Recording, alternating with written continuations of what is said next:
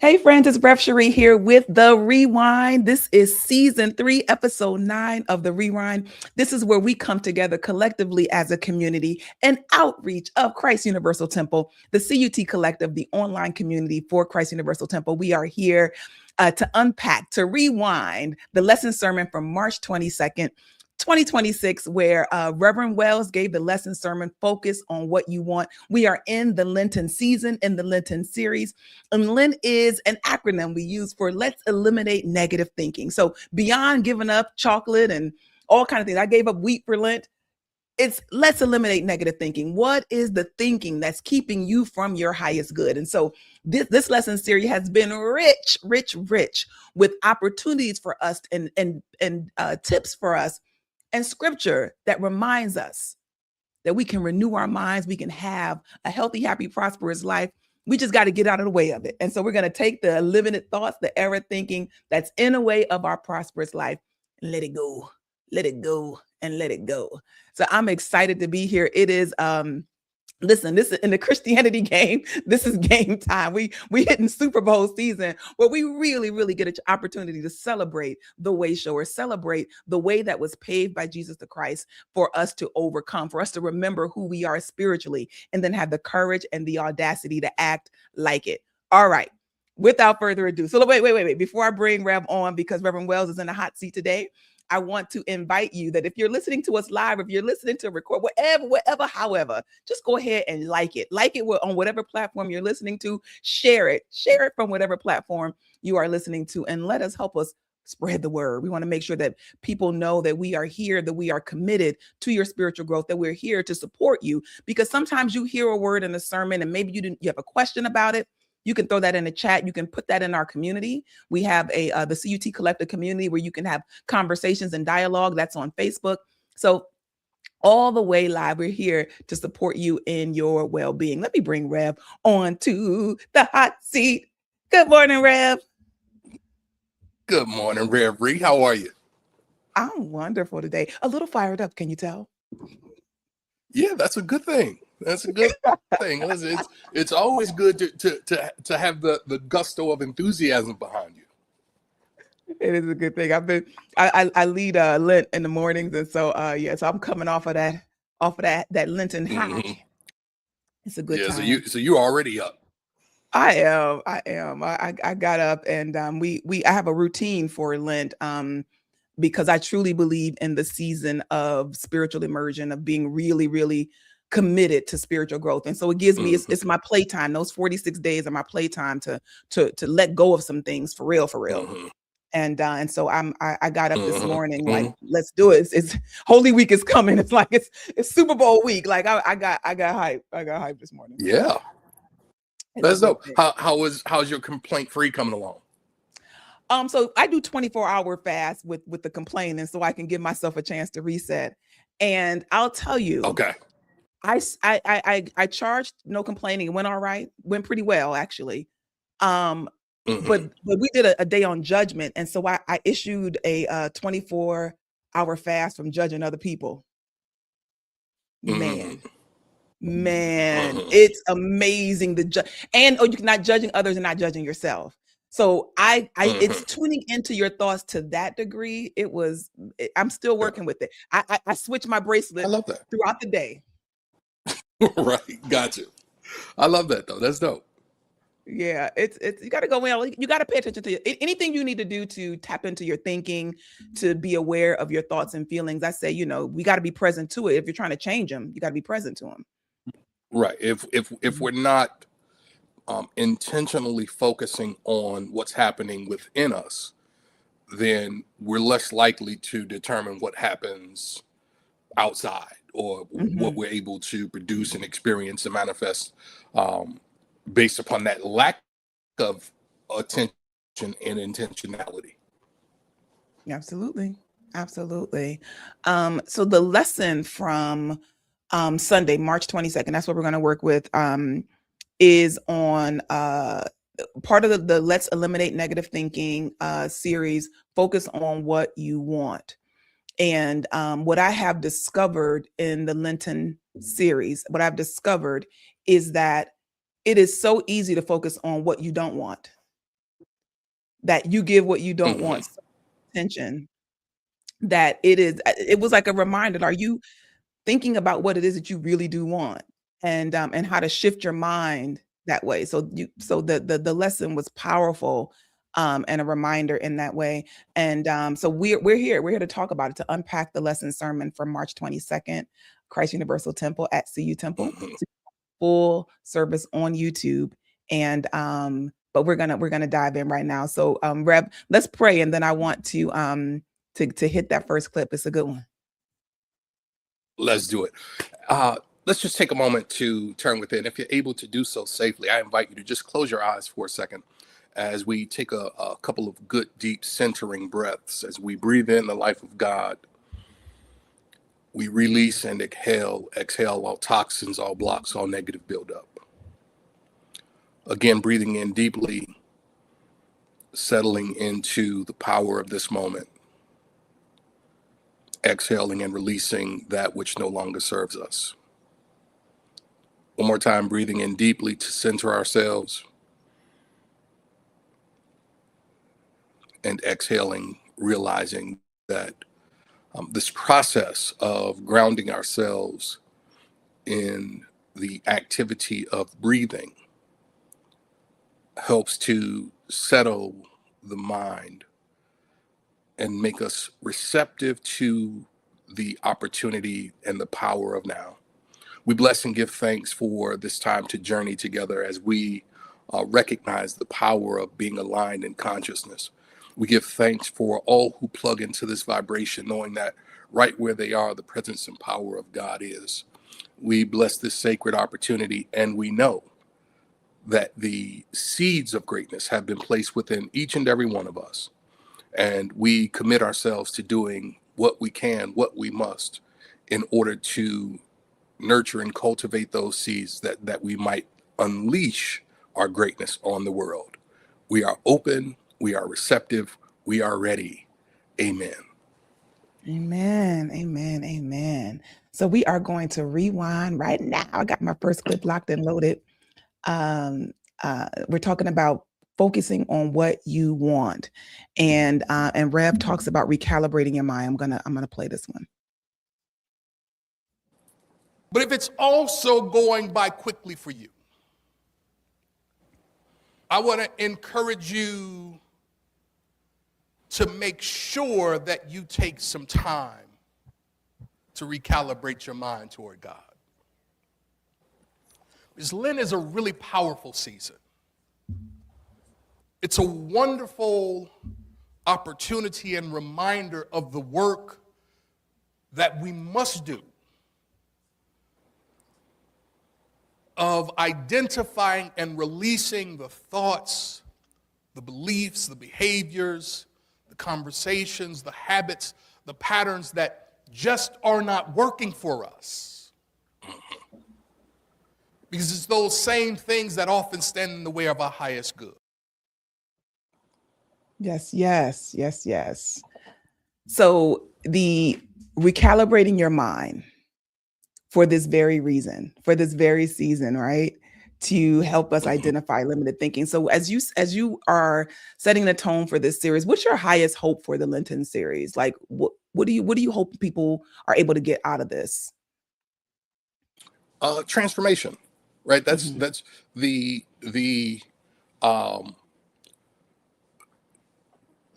reason we do what we do is one, so that folk can become fully aware of who they are, whose they are, and what it is they're capable of.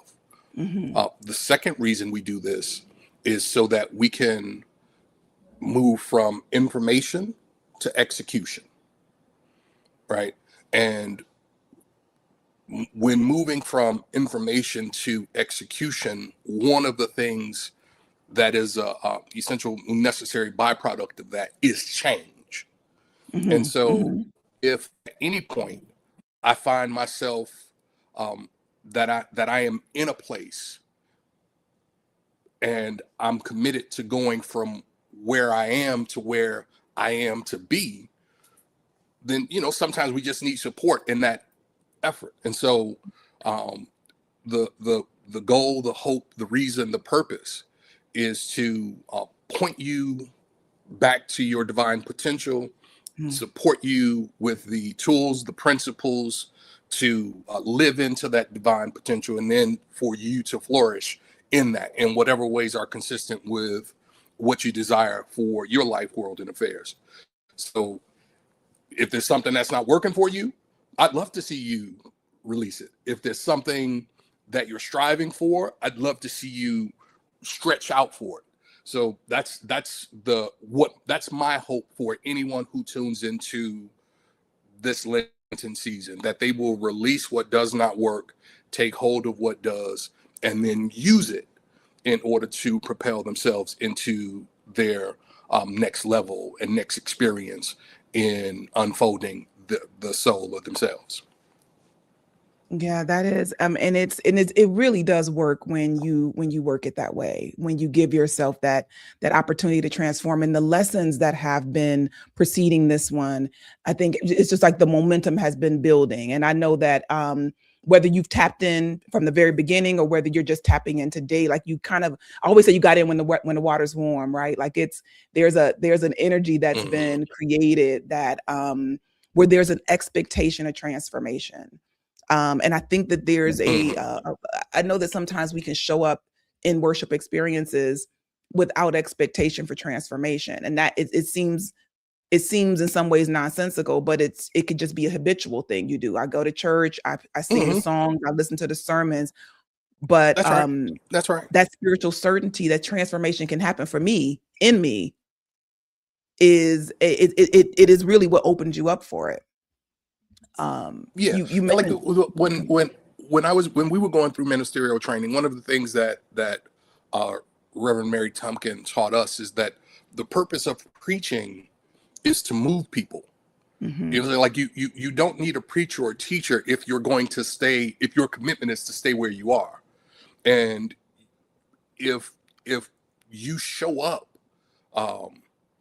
with the expectation that you are not ready to change or committed to change, all I would encourage you to do is keep listening, because if you stay in that environment long enough, something within your hearing, something within your observation, like it's a heck of a thing to see people get better. And and this was not a this is not a religious setting, but I had a good, I think I mentioned him this past Sunday, Sharif Muhammad. Sharif Muhammad and I went to high school together, so like with childhood friends. We did dirt together. That's, what I'm saying, like that's my road dog. I know him and he knows me. And Sharif joined the Navy. And once Sharif called me. So I was still at home. I was still in Chicago, and he was just on the other side of boot camp, or maybe just at his new location. And when I spoke to him, I'm like, whoa, there's something different about this dude, right? And whatever it is that helped to facilitate his change, I'm interested in that. Because just a few weeks ago, we were on the same wavelength. Yeah. And I could just hear in his conversation that he was no longer on that wavelength. And it wasn't like, I don't even know if he knew he was different, but I knew he was different. And so I'm like, whatever that is, I want some of that, because I'm not different. I'm the same, and I'm not okay with being the same if people around me can change. And so his example from the conversation prompted me to investigate what it was that he stuck his toe into that helped to facilitate his change. Mm-hmm. And so even if you show up for a church experience or spiritual experience or a religious experience, whether it's at CUT or Upchurch or UTC or a non-UFBL affiliated church, Unity Church, mosque, temple, wherever that is for you, if you stay in that environment long enough and you allow the tenets of that to get into you, provided it is uplifting and transformational, Absolutely. then it can and perhaps will prompt you to begin to transform as you become a new creation. Sometimes even without the early promptings or without your permission. You know what I'm saying? Like, you just know that this no longer works and I need to do something different. So yeah. Yeah. I mean, we're a product of our environment in ways that sometimes we're not aware of. And so if you put yourself, if like, I like to think about the environments where I've been uncomfortable, where I felt like everybody in that environment, knew more, had more, thought differently. And the times I've leaned out of that and the times I've leaned into it, right? Because if I am the product of my environment, then I want to be in this higher state, this higher vibration that I see people around. Just like you talking to your friend, right? You could see that he's the product of a new environment. Like, let me find that environment. And sometimes that's part of our transformation, getting into the environment. Absolutely. What used to happen at up churches, which is where I was, where I grew up, is people would come in and their lives would be transformed. We're in LA, there are a lot of creatives there. They would come through the doors and they would be transformed, and then they would go off into the world and continue doing what they were doing. And the thing that was never impressed, which is why I talk about it a lot, is the power of community. And that as someone who is thriving in a community, your responsibility now, maybe you're not on the side where you are growing and expanding because of the teaching, you're an example of the proof of it. And your responsibility then becomes to stand in the community, because somebody's going to walk through those doors like you were and need to see your example. Your friend, I'm not talking to anybody who's not in the Navy anymore. If that had been what he said, right? Like, he had a community. He showed up in his community and you saw something. It's power community. It's important. It's important. The first actual image I saw of myself as a teacher and preacher and presenter was in a spiritual context, was in seeing Kevin Ross, David Montgomery, and I believe it was Eric Thompson on the platform at CUT. And when I saw those guys, I'm like, whoa, like I can do that. Like, that could be me. Now, could be me, here is also the interesting thing. Like, I had seen Minister Farrakhan on that same platform. I had seen Wendell Tate on that same platform. I had seen Joe Hill on that same platform. And while they were all, dynamic and amazing and powerful in their own right, I resonated with their message, but I didn't necessarily identify with them from the standpoint that I can see myself doing that. But when I saw peers who would eventually become colleagues doing it, I'm like, well, no. Well, yeah, I can do that. And so to be perfectly candid, I don't even recall if at the time I was in any of the training programs. Right now, like, and I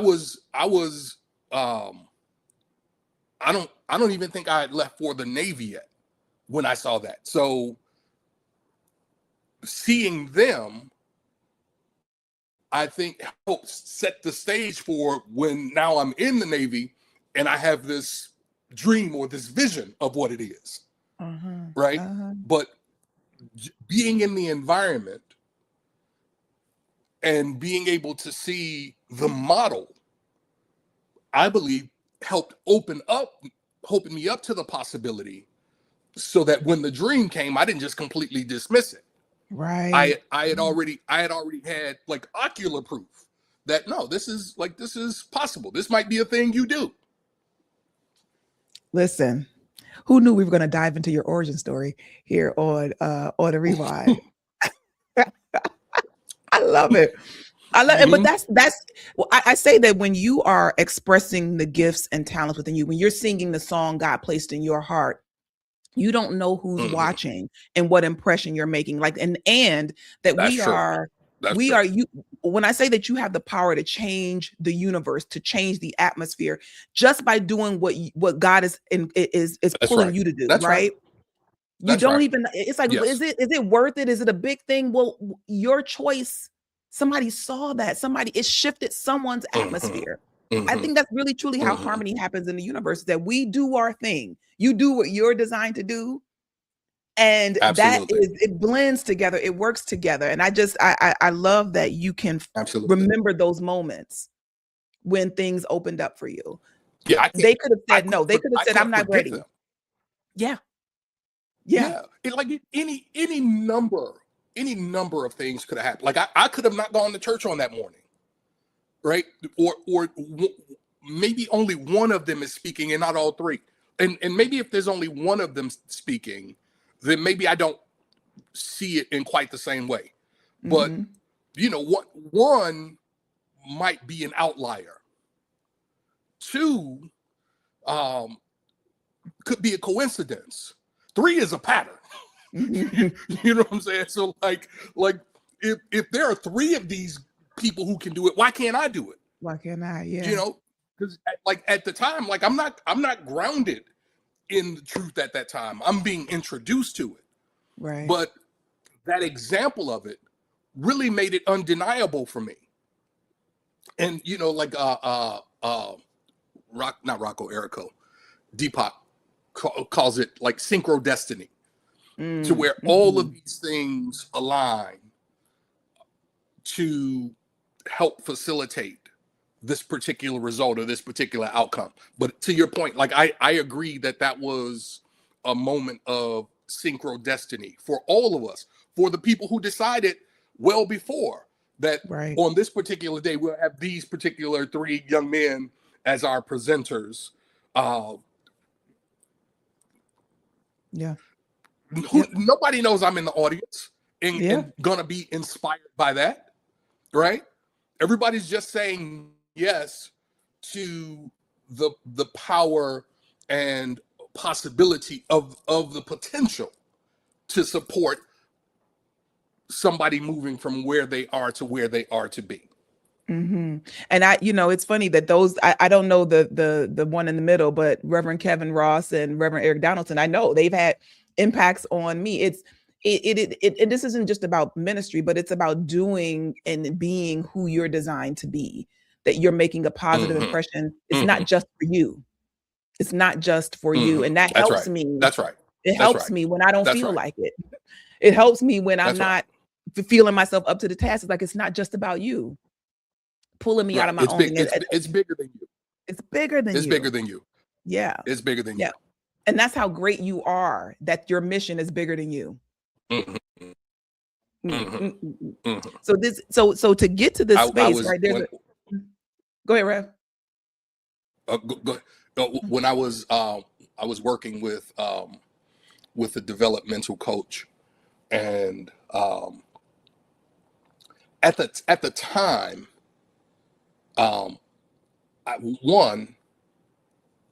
I had issues selling, right? Two, I had issues with being pitched.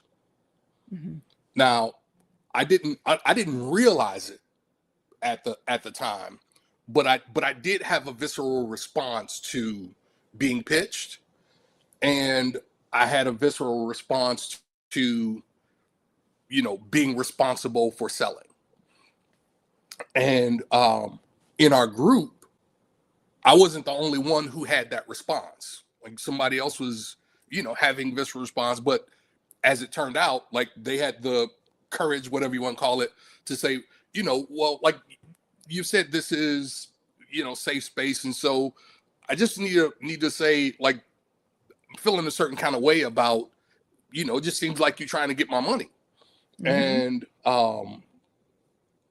the host of the training was like, well, I mean, like that is one way to look at it. Like I can see why and how you can get that feeling. But then they said, but I'm clear about the value I provide. I don't have any reservations about that.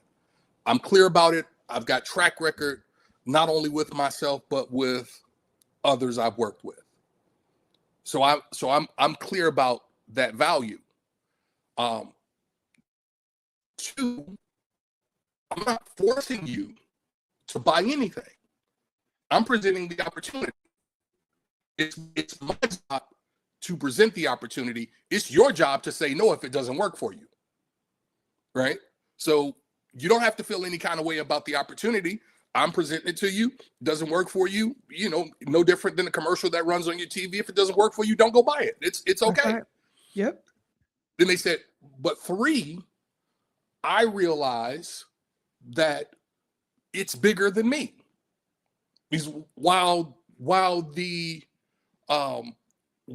proposition makes you uncomfortable, someone else has stepped into it. Someone else will step to it, and it'll help facilitate their breakthrough, their 5x growth, their 10x growth.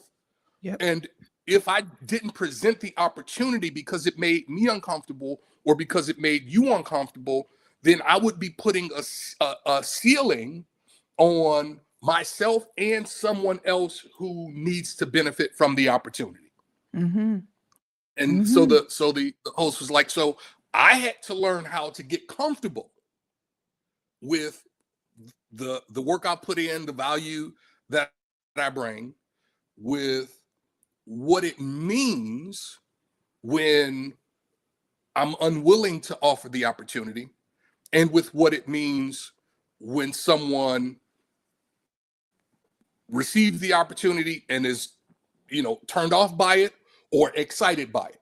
Yeah. Because you can rest assured that the full spectrum of those possibilities exists in the same room. So if it's not for you, or the way Reverend Coleman would say it in a preaching, like if it's not for you, then leave it on the plate. Don't eat it. Don't eat it. Yep.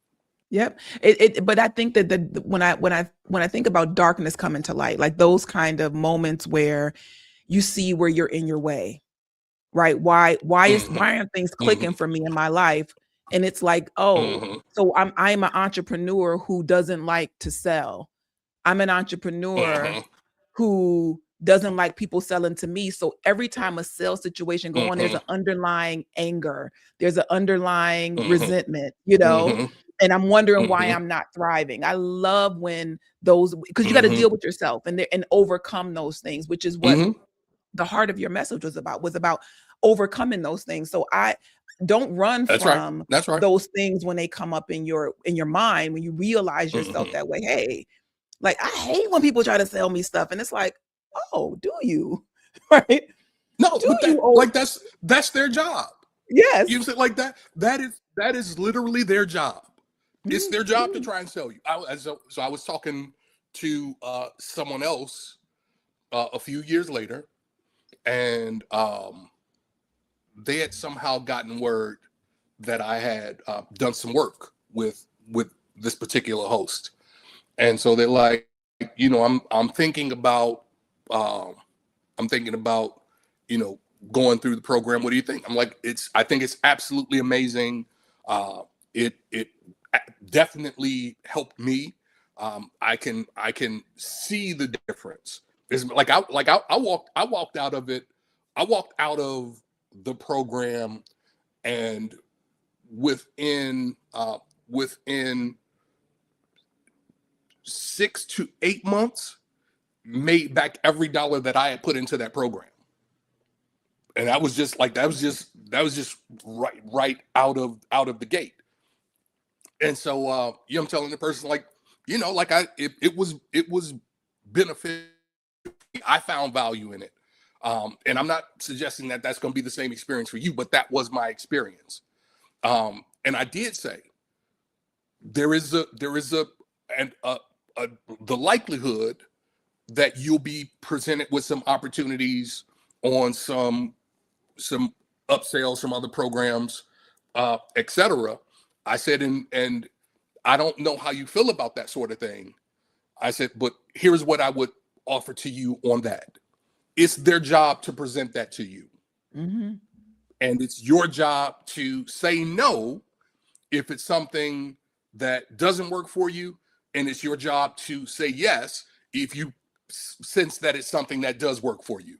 So don't let that get in your way, particularly not with where you say you're headed, because you need those skills. You need to overcome the discomfort, just like I had to. You need to learn how to overcome the discomfort and recognize that it's bigger than you if you intend to stay on this track. And there's, the thing, not to dive into sales, but sometimes you got to make things like it. Like, am I offended if I'm in a store and there is a dress that's $100 and a dress that's $1,000? No. I'm not mad at the $1,000 dress. No. I just may not want that dress right now. No. Right. Mm-hmm. For this event, I might want this is where I am. This is what I intended to spend. So I'm not mad at that, but I'm glad it was offered. No. I didn't know that this $1,000 version existed. So that energy, that energy is important for us to just be present to. Yeah, because for me, I think it's more, for me, it was more connected to,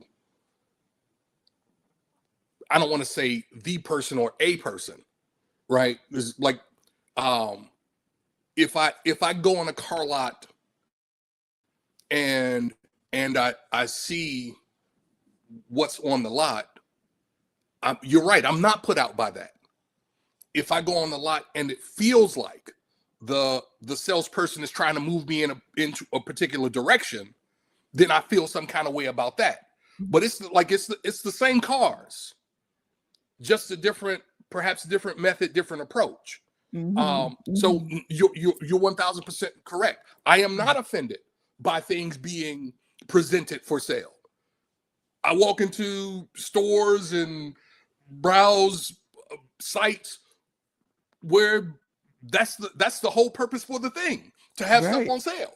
Right. And I never think twice about it. It was that personal element, and probably in large part because I'm projecting my discomfort, or I was at the time projecting my discomfort around selling. Yeah.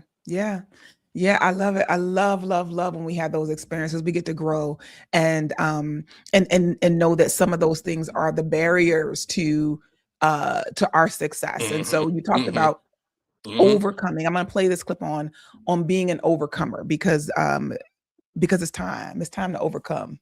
It's time. Reads, an overcomer is one who recognizes the truth of their being and is renewing their mind and body and affairs by changing their thoughts from the old mortal beliefs to the new as they see them in divine mind. Everything that it refers to has something to do with the innate power and capacity of the one facing the challenge. So the thing that has to be overcome is not the thing that's out there. The thing that has to be overcome, according to this, is what's going on inside of me. That's right. Are you with me? That's good right there. So the power is, repeat after me, the power is not out there. The power is in here. Why do you think we try to fix it out there first? Like, why do you think that's our default? because it's easier. It's easier to look for it out there, right? It's easier to look for it out there. Who is? I think it's Power of Intention. Wayne Dyer tells a story about a guy who loses his car keys, and there's more light outside under the street light, and so he goes outside to look for his keys. Somebody comes by and asks him, "What are you doing?" He says, "I'm looking for my car keys." He said, did you drop them out here? He's like, "No, I think I lost them inside, but there's more light out here." Right? Why am I looking outside of myself when the cause is not out there? The cause is in here, right? And to the extent that I accept that is the crux of the power and potential that I have to radically shift my life, world, and affairs, to the extent that it looks exactly like I want it to look. It works exactly like I want it to work, because I'm no longer focusing on the effects and trying to massage and manipulate those. I'm working directly with the causes that produce the effects. The more I master and navigate and direct with intention on the inside, the less I have to manipulate on the outside. It's, I think that the key to that is that part about the power being within you. I know that if I know, when I know how to do something, I go to it, right? If I don't know, then there's going to be something, right? I don't know where to go. So in that brief moment, you go back to your default pattern. So if it is for me, if it's like to scrounge out, and if it's to stop and not do anything, but you'll go to kind of what a default habit pattern is for you. But if you know that the power is in you as an overcomer, in order for me to get through this, there's something in me that I just need to activate. You know, that I said, I look for the keys inside of you, look for the switch inside of you. If I know that that's where it is. And so this is why I am in this consecration and Lent, is to remember that. Right. Because that's right. The default is to like, okay, now I'm gonna try to fix my environment. Now let me move. Oh no, let me get some new friends. Oh, and I'll keep trying to change. Let me look for a new job. Yes. What is it? Like I'm gonna keep doing that extra outer thing to change when it's in me. Like there's a shift in me overcoming whatever the fear, the doubt, and the hesitation is. I will tell you that this is what ministry is about. This is what being in the right community is about, the atmosphere transformation. And so the overcomer, I am. And like the fact of the matter is, we all get an opportunity at some point to identify something that we must overcome, right? That's just kind of par for the course in the school of life. God got me in this school of caregiving for my mama. And I thought you in that class too? I'm in that course too. I'm in that course. Yep. I'm in that course. There is no greater course.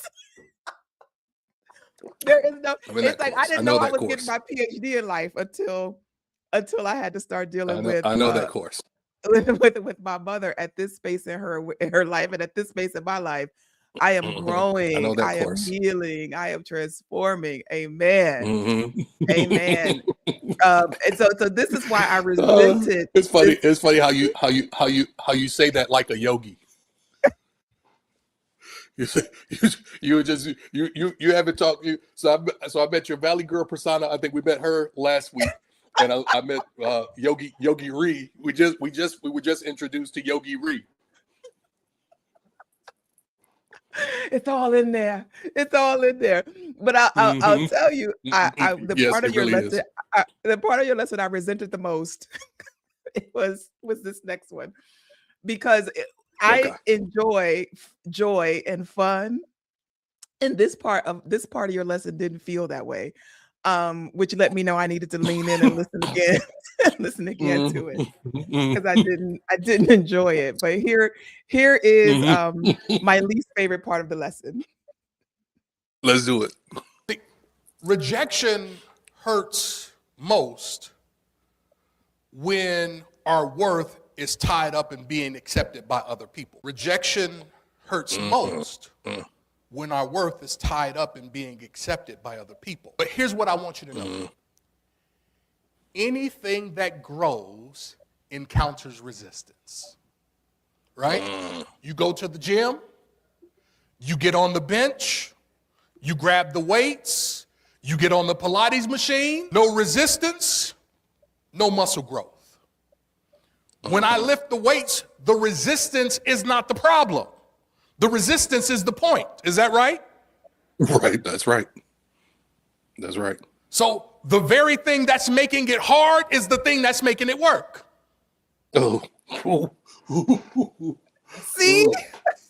See? Oh. I see what you mean. Yes. Yes. I see what you mean. You Okay. said it. Yeah, I see what you you mean. said it. I see what you mean. Resistance is the point. The Ooh, I see thing what that you is mean. making it hard, the thing that's the problem, it's not the problem. The resistance is the point.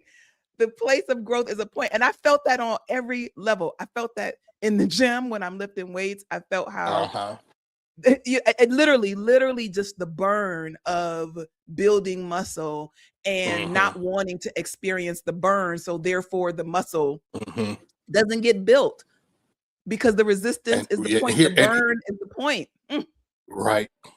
And here is part of our challenge. Our inclination is towards non-resistance. Yes. Right. If I am closer to a door that's closed than I am to a door that opens automatically, I will take more steps to walk through the door that opens automatically than I will to walk through the door that's closed, because the door that's closed presents some resistance to me where the door that opens automatically does not, even if it means I'm going to go out of my way a little bit. Yeah. Yeah. There's when I took my son to Japan for his graduation, and there's a lot of order in Japan, and just Tokyo, beautiful space, super clean. And we're coming out of very crowded trains, up escalators and stairs to get to the to get out of the train station. And everybody is moving to one side of the escalator. And I mean, everybody is moved to one side of the escalator. And I look, and people are running up the escalator. People who want to just keep going, they get to go up the right side, left side, people are just standing there. And then there's on the other side, there's just stairs. And I'm looking at all three of these, right? Like, and there's a part of me that's like, always get on the escalator, Sheree. Always get on the escalator. There's the me that's climbing for greater health and vitality. That's like, take those stairs, you know? Go get those stairs. And the beauty of it is that there's a point when there never would have been a conversation. The escalator or nothing, right? It never would have been a conversation. But the idea that I'll just stay down here until the elevator comes or the escalator opens up. I'll stand in the line for this escalator because I'm going to get up. But that growth, the resistance is the point that we are. That I'm, and mind you, here's the thing. I saw that my mind had been conditioned to consider the more strenuous path, because that would be the path that would give me a chance to burn some calories, that would show, put my heart rate up, that would feel good. My legs would get warmed up. That training had happened. Now I hadn't taken route where it was automatic, where I went automatically for the stairs, right? But that shift is the resistance. So I'm what that part of the lesson reminded me about is that, one, like, I can do hard things, right? I can do hard things. Last time you taught, not last time you taught, one of the recent times you taught that. Yeah, I can do hard things, but I don't know I can do hard things unless I do hard things, right? So I gotta practice. I gotta practice doing hard things. Something as small as taking the stairs instead of the elevator is me reminding myself that I can do hard things. Because if I'm just gonna quote you, right? you said that resistance isn't the problem, it's the point. That there is that anything that grows, here it is, anything that grows encounters resistance. And so if I desire to grow into my greatness, that I'm going to meet resistance.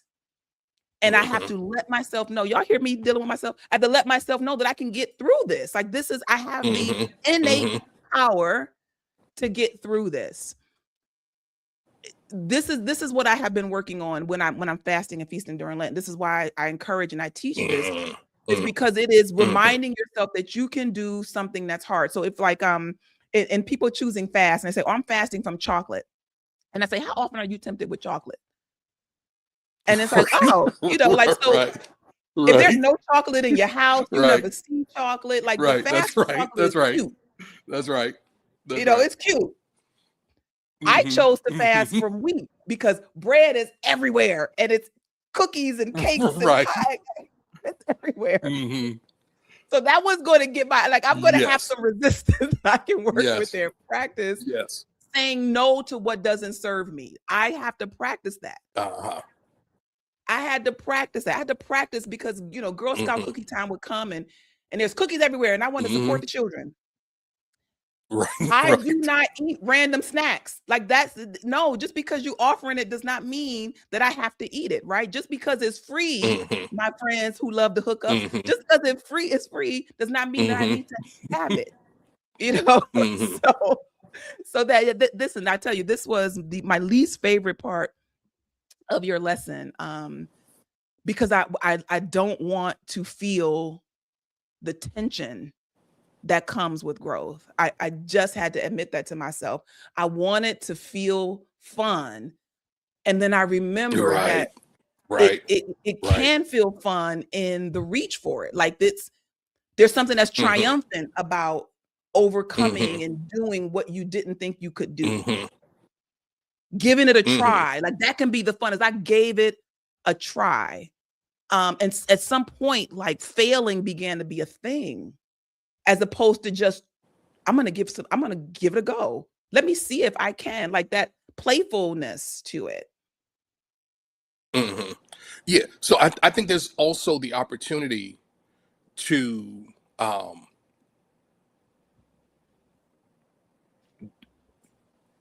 convince ourselves in that way. Right. Like to, and so let's say with the workout analogy, and I was just saying this to someone recently. There's this one routine that I do, which I think I'm going to do it in about 5-6 weeks, something like that, and it's about 7-8 weeks long. But I am amazed at the number of times I'm tempted to, and I'm not going to look at the camera because of how I'm phrasing this. I'm amazed at the number of times that I'm tempted to curse the instructor for making the routine more difficult than it has to be, because it does not have to be this difficult. And 2, cursing myself for saying yes to this. Why are you doing this to yourself? And the fact of the matter is, I must enjoy it, right? So if I know if I didn't, or I enjoy the result, I enjoy there's some part of it that you're like there is an inner masochist somewhere in there that makes me sign up for this thing, at least once a year for the past 2 or 3 years. Yeah.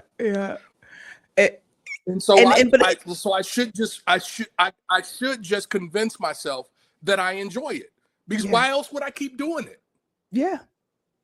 That's how I felt when I said, but I don't tell myself I enjoy it.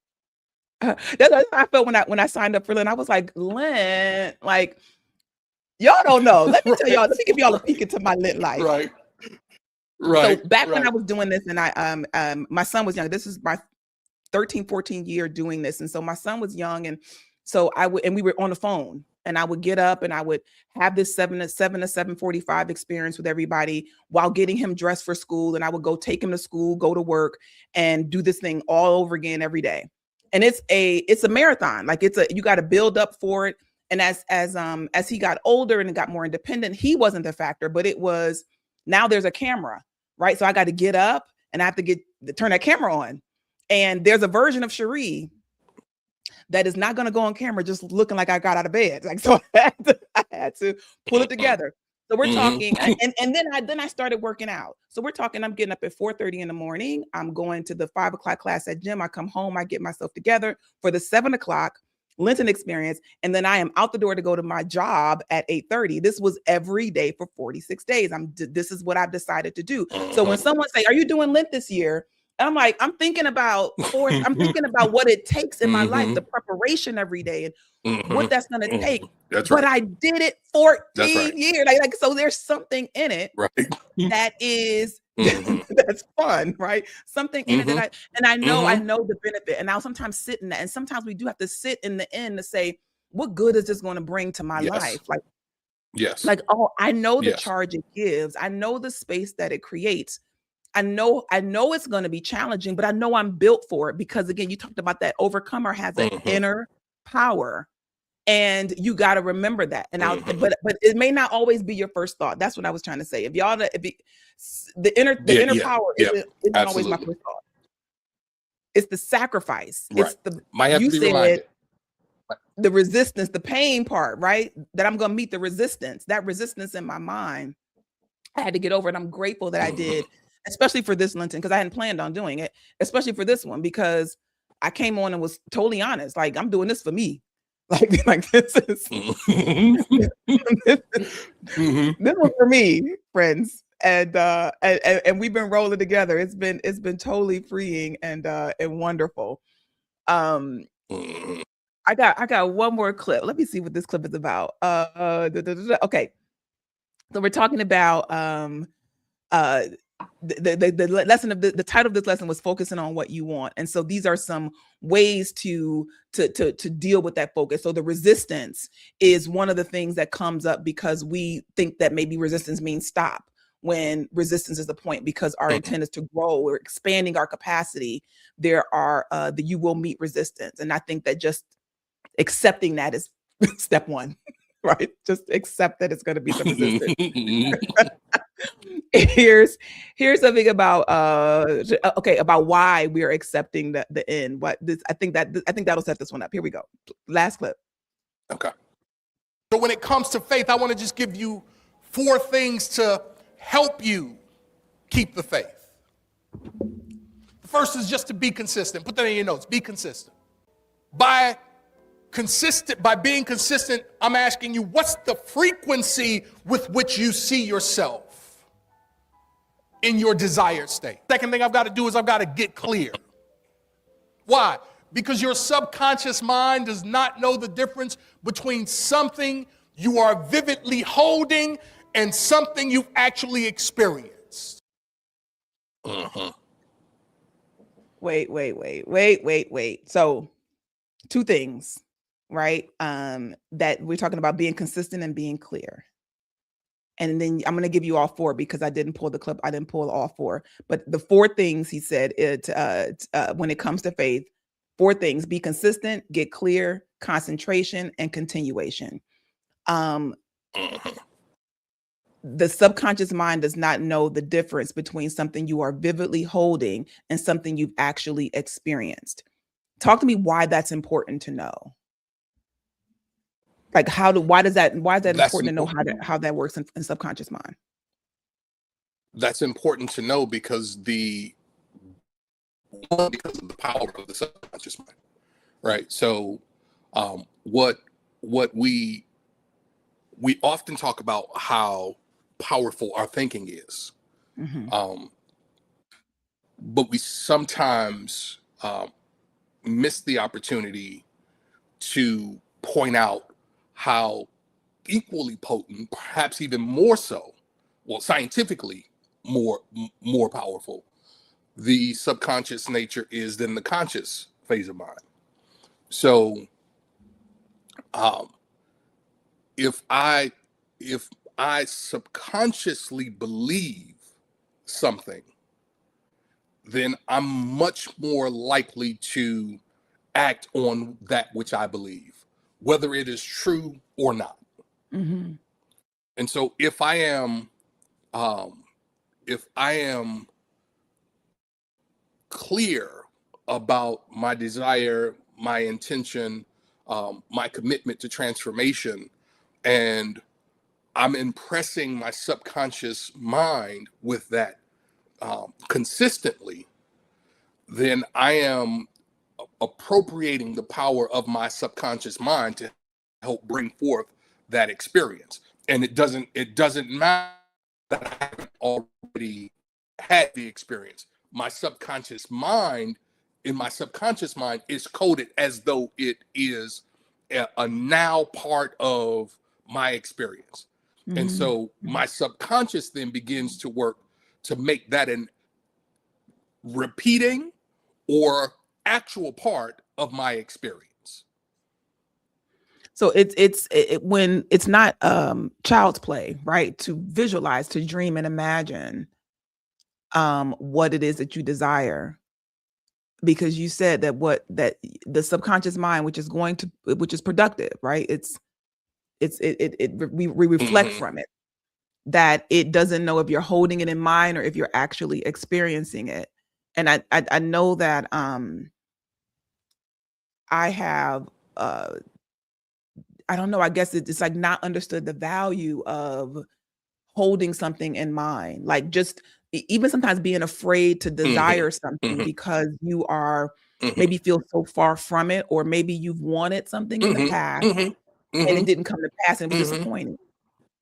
It was Mm-hmm. disappointing. So you don't want to be Right. disappointed. You don't But want to so disappoint yourself again. hold right. So that's one of the ways I bring it closer to me though. Right. Like it's really a ruse for me to not hold it because I don't believe it's possible. Mm-hmm. In essence, what I'm doing is letting myself and the power within me off the hook from producing it Yeah. by Yeah. saying the circumstances, the condition, the environment isn't right for it, and so let me just move on to my next thing. That's letting me off the hook from doing the Mm-hmm. work, Mm-hmm. which it's okay.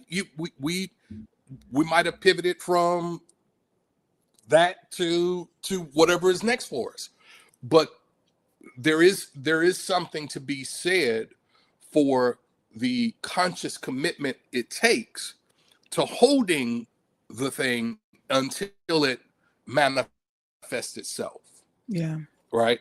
So that could be for whatever period of time it is, but if at any point I let it go, then I am in essence giving up on the power working in me. And I can test to see if holding on does eventually make it so or not.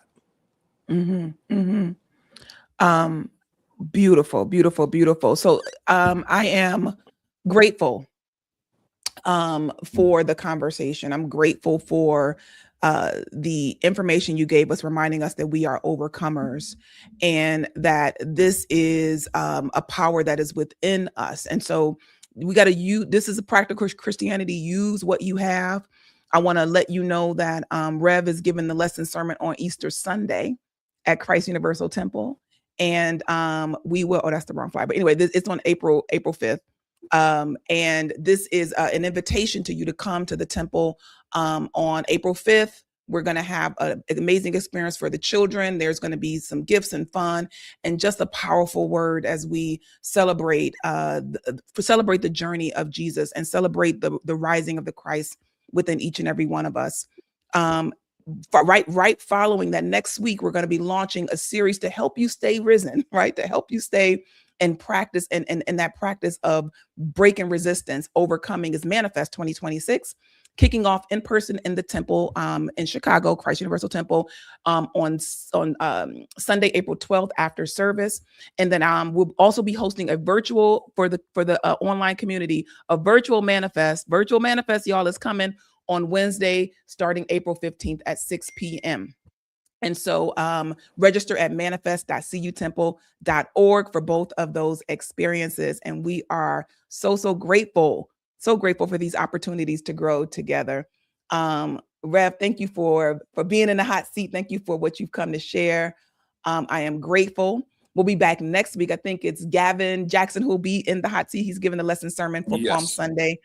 And so we'll have a good time with that lesson. Any closing words, Rev? To God be the glory. Yes. God bless you. God bless you all. We'll see you next week on The Rewind.